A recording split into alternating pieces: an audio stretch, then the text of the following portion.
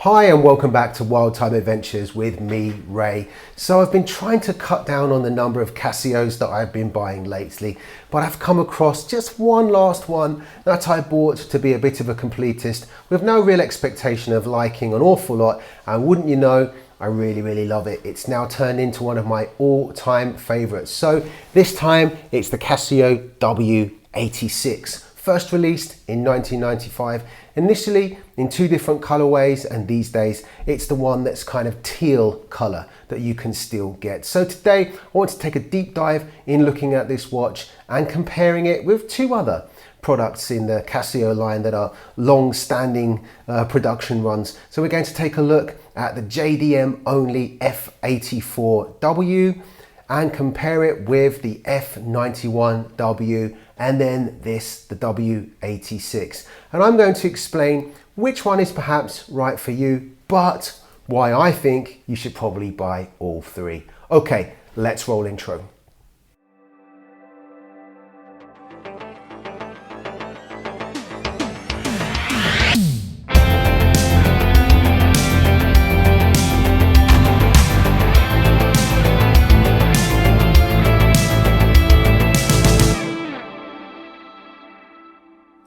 Hello, if like me you obsess over this most brilliant of hobbies, why not like this video and subscribe to the channel? Thanks, you're a boss.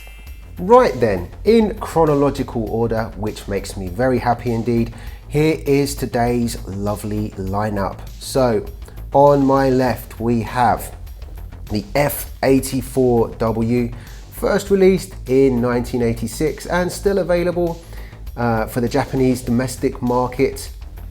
And then in the middle here, the GOAT, doesn't really need any introduction. I'm sure you've seen lots of videos on this one. The F91W there for kind of a point of reference. First available at the end of the 80s, 1989, I believe.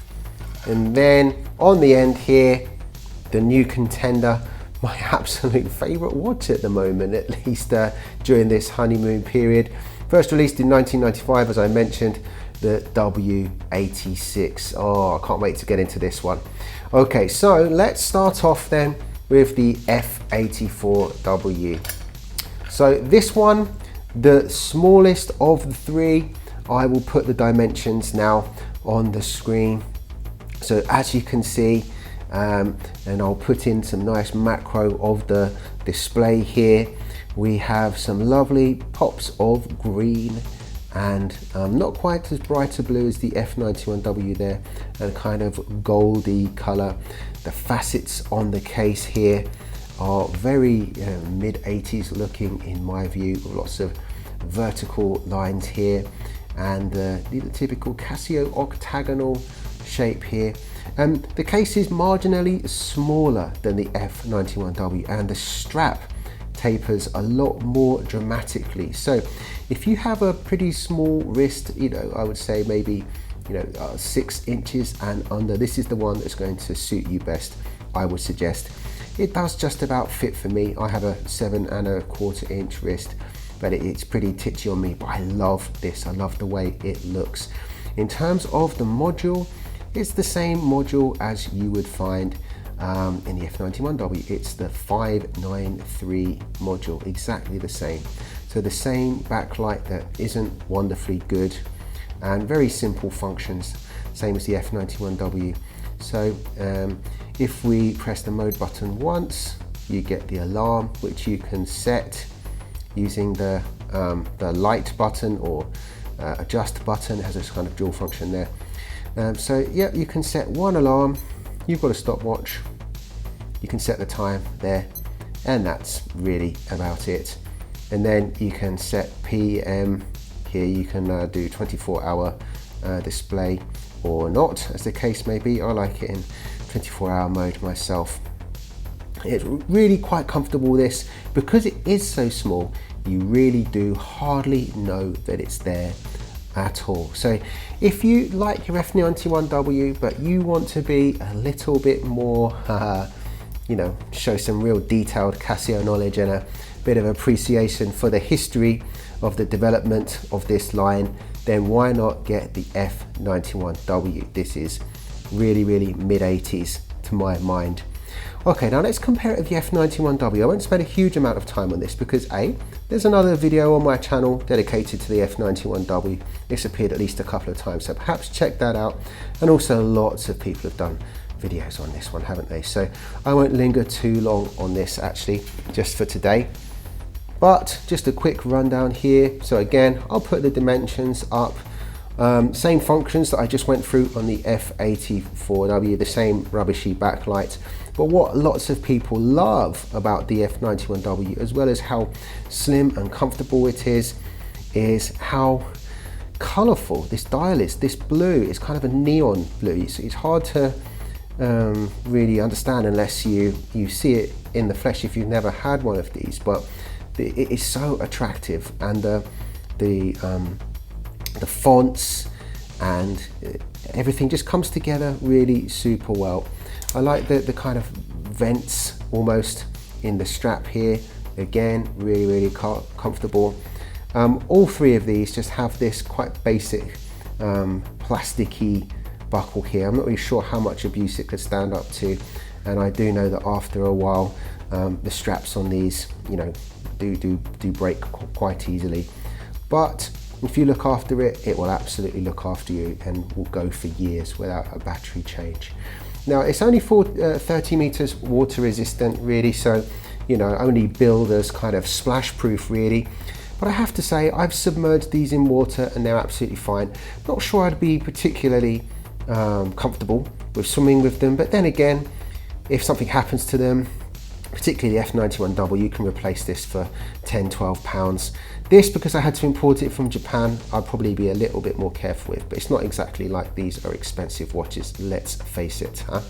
Okay, but what I really want to get onto today, I would suggest, if like me, you have a wrist that is average sized or larger, then this is a really good option. So it looks a bit more 90s. I think that it looks like the era in which it was made, but there are still some nods to design features that I would consider quite 80s.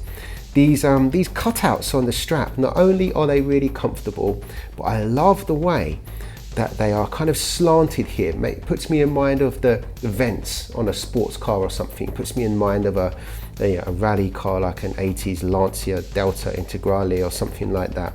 For those of us who grew up in that kind of era. The strap itself is a lot more rubbery and soft than the more resiny feeling ones on the other two references. This is so super comfortable. I can't explain to you how much this is really comfortable. And the resin also is kind of a bit more rubbery looking. The dial here, as I mentioned, it has this kind of greeny teal thing going on. Now, as you can tell from the way that Casio advertises everything on the front of their digital watches, this has got the electroluminescence. Now, this is one of the main reasons why I think you should definitely get one of these. Now, I've known for some time that Casio is phasing out electroluminescence, so get these before there are no more electroluminescence backlight watches. Let's just give you a shot of that in action now so you can see what I mean. Lovely even color that matches the pops of color on the display there.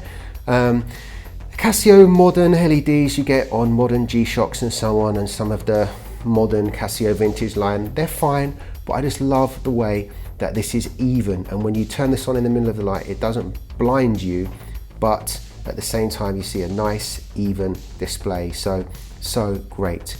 Furthermore, what I also really love about this is 50 meters water resistant. Now, of course, it's nothing like the 200 meters water resistance and toughness of a G-Shock, but then for most everyday applications, the further I get into this watch collecting hobby, although I absolutely love G-Shocks and I have several of them, for a lot of the time G-Shocks are overkill and they're not that comfortable actually. I tend to find the bigger the G-Shock personally, the less comfortable it is. But even the classic G-Shock Square of, you know, DW5600 or whatever, it isn't really that comfortable actually. Whereas this has that really soft rubber strap. The only other Casio that I've got that's got a strap this soft is my GW 5000U, which literally cost 15 times as much as this. So I got this for, I think, £18. Absolute bargain. I will probably in pretty short order buy another one and put it away just in case something happens to this one. And as I say, as they're phasing out the electroluminescence, you won't be able to get this forever, I wouldn't have thought. So I'm gonna stock up, okay? But this is an absolute daily for me. As I say, wear it most days in the gym. I swim with it in the swimming pool. I take it in the sauna. I wear it to go to sleeping. It's so comfortable. This for me is absolutely wonderful. Now, why do I think that you should own all three? Well, if nothing else, just because if you're into Casios, you can kind of see three eras and a bit of an evolution of sorts, if you like. So, you know, the mid 80s, late 80s and 90s stylings here. So I really think that you should have these. You should have all of them. Now, like I said, I've tried to cut down on my Casio collecting because it has been getting out of hand. It's gotten up to over 20 pieces and I'm cutting it down a bit, but these, they will not be going anywhere. But in terms of the one that I'm going to wear the most, it's going to be this, the W86. Get them while you can, folks.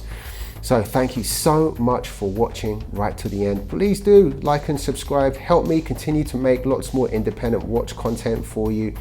I'm going to pop another card there for another video. Check out some of my other videos about Casios and all sorts of other affordable watches. And thank you so much. Enjoy. Until the next time, this is Ray, World Time Adventures. Bye for now.